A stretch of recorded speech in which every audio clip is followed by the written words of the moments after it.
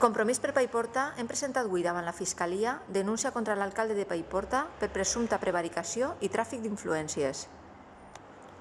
La denúncia ve arrel de l'adjudicació de la defensa jurídica de l'Ajuntament de Paiporta a l'advocat penalista José Antonio Prieto Palazón, que a més té una manifesta amistat amb l'alcalde, Vicente Ibor.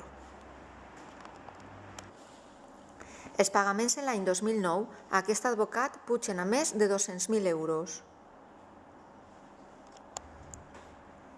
La llei de contractes estipula que el límit de les contractacions està en 18.000 euros i aquesta quantitat el sobrepassa infinitament.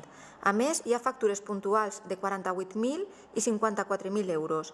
Aquesta última només per fer un informe.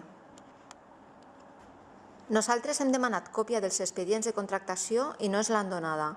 Per això hem acudit a la Fiscalia, perquè siga aquesta la que investiga els fets. Des de Compromís treballem per la transparència de les institucions i en aquest cas, com en altres, arribarem fins al final.